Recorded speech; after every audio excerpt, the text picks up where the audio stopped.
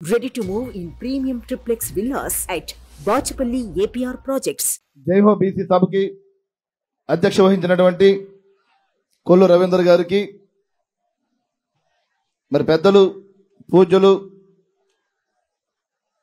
మాజీ ముఖ్యమంత్రి వర్యులు శ్రీ చంద్రబాబు నాయుడు గారికి జనసేన పార్టీ అధినేత శ్రీ పవన్ కళ్యాణ్ గారికి మరి యువ నాయకులు లోకేష్ బాబు గారికి వేదికను అలంకరించినటువంటి తెలుగుదేశం నాయకులు జనసేన పార్టీ నాయకులు అదేవిధంగా ఈ కార్యక్రమానికి ఇచ్చేసినటువంటి తోటి బీసీ సోదరులందరికీ కూడా పేరు పేరున హృదయపూర్వక ధన్యవాదాలు తెలియజేసుకుంటున్నాం. ఒకటి మనందరూ కూడా ఆలోచన చేసుకోవాలి. బీసీ సోదరులందరూ కూడా గతంలో బీసీలను రాజకీయంగా ముందుకు తీసుకెళ్లినటువంటి ఎన్టీ రామారావు గారు అయితే వారి అభ్యున్నతి కోసం మరి ఆ రోజుల్లో చంద్రబాబు నాయుడు గారు బీసీలందరికీ కాక ప్రతి ఒక్కరిని ముందుకు తీసుకెళ్లాలి, ఆ సామాజిక వర్గాలు అన్ని రకాలుగా కూడా ఎదరబెట్టాలని ఆలోచనతో ఆ రోజు చంద్రబాబు నాయుడు గారు వచ్చారు.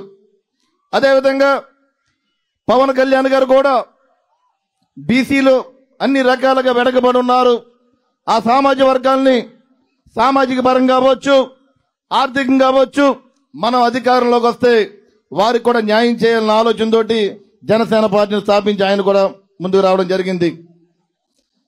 రాబోయే రోజుల్లో తెలుగుదేశం పార్టీ జనసేన పార్టీ రెండు పార్టీల కూటమితో రాబోయే ఎలక్షన్లో మనం ప్రయాణం చేస్తున్నాం. బీసీ సోదరులారా మీరందరూ ఒకటి ఆలోచన చేసుకోవాలి. మన ఆర్థిక పరిస్థితి కానీ ఏదైతే బీసీలు ఉన్నారో బీసీలకు అన్ని రకాలుగా న్యాయం చేయాలని ముందుకు వచ్చిన వ్యక్తుల్ని మనం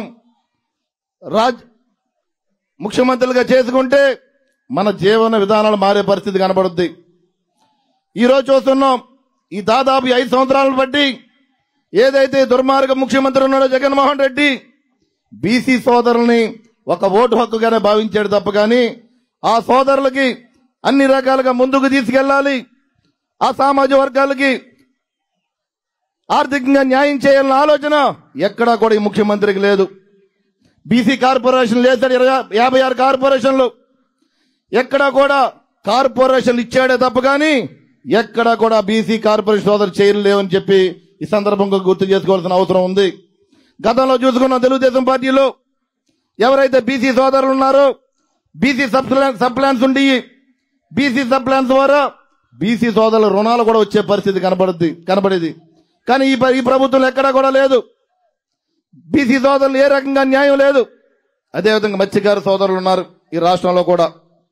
ఏదైతే ఉత్తరాంధ్ర రాష్ట్రం చూసుకోండి, ఉత్తరాంధ్ర రాష్ట్రంలో మత్స్యకార సోదరులు ఎక్కువ ఉన్నారు, ఆర్థికంగా వెనకబడిన వర్గాలు ఎక్కువ ఉన్నాయి. ఆ సామాజిక వర్గాలను ఏ రకంగానూ కూడా ముందుకు తీసుకెళ్లిన ఈ ప్రభుత్వం కాదని చెప్పి మనందరూ కూడా గుర్తు చేసుకోవాలి. మరి మత్స్యకార సోదరుల కోసం పవన్ కళ్యాణ్ గారు గతంలో ఒక మత్స్యకార వికాస విభాగాన్ని ఏర్పాటు చేసి దానికి నన్ను ఒక చైర్మన్ గా పెట్టడం కూడా మత్స్యకార సోదరులు కూడా గుర్తు చేసుకోవాల్సిన అవసరం ఉంది. చైర్మన్ గా పెట్టడమే కాకుండా ఈ రాష్ట్ర వ్యాప్తంగా మత్స్యకార సోదరుల గ్రామాలన్నీ తిరిగి వారి సమస్యలు తెలుసుకుని రాబోయే రోజుల్లో మేము అధికారంలోకి వస్తే మత్స్యకార సోదరులకు ఏ రకంగా మనం భరోసా కల్పించాలి అన్న ఆలోచనతో పవన్ కళ్యాణ్ గారు ముందుకు వచ్చారు. మరి చంద్రబాబు నాయుడు గారు కూడా మనందరి కోసం బడుగు బలహీన వర్గాల కోసం ప్రతినిత్యం ఆలోచించే వ్యక్తి. అలాంటి వ్యక్తుల్ని రాబోయే రోజుల్లో మన ముఖ్యమంత్రిగా చేసుకుంటే కనుక మనందరి జీవితాలు బాగుపడతాయని చెప్పి మరి గుర్తు చేసుకోవాల్సిన అవసరం ఉంది. మరి ఈ ప్రభుత్వం ఉంది జగన్మోహన్ రెడ్డి ప్రభుత్వం, ఉత్తరాంధ్ర అవ్వచ్చు ఏదైతే తీర ప్రాంతం ఉందో తీర ప్రాంతం అవ్వచ్చు ఎక్కడా కూడా జట్టి నిర్మాణం చేయలేదు. మత్స్యకారులకు అండగా ప్రతి దాంట్లో కూడా మత్స్యకారులకు అండగా ఉంటున్నాడు జగన్మోహన్ రెడ్డి. జట్టి నిర్మాణం లేవు, హార్బర్లు ఇచ్చామని చెప్తున్నా, హార్బర్ కట్టామని చెప్పారు, ఎక్కడా కూడా హార్బర్లు కూడా కట్టిన సందర్భం లేదు. సోదరులారు దయచేసి మీరందరూ అర్థం చేసుకోవాలి. రాబోయే రోజుల్లో మనందరూ కూడా బీసీ సోదరులు ఎవరైతే ఉన్నారో ప్రతి ఒక్క బీసీ సోదరుడు కూడా ఏదైతే ఈ కూటమి ఉందో ఈ కూటమిని గెలిపించే విధంగా మీరందరూ కూడా సహకరించాలని చెప్పి మనస్ఫూర్తిగా మేము కోరుకుంటూ ఒక విషయం మీరందరూ మత్స్యకార సోదరులు కూడా ఒక విషయం చెప్తున్నా. ఎవరైతే మత్స్యకార సోదరుడు వేటకెళ్లి చనిపోతే జగన్మోహన్ రెడ్డి 10 లక్షల రూపాయలు ఇస్తా అని చెప్పాడు. రాష్ట్రంలో మత్స్యకార సోదరులు ఎక్కడైనా చనిపోయి ఉంటే కనుక 10 లక్షల రూపాయలు ఎక్కడ ఇవ్వలేదు. దయచేసి అర్థం చేసుకోవాలి. మీరందరూ కూడా ఆలోచన చేసుకోవాలి. మన కోసం ఆలోచించే నాయకులను మనం ఎదురు పెట్టుకోవాలి. వెనకబడిన వర్గాల కోసం మనల్ని ముందుకు ఆర్థికంగా ముందుకు తీసుకెళ్లే నాయకులు ఎవరైతే ఉన్నారో ఆ నాయకుల్ని మనం గౌరవించుకుని రాబోయే రోజుల్లో మన ఓట్లేసి గెలిపించుకోవాలని చెప్పి తెలియజేసుకుంటూ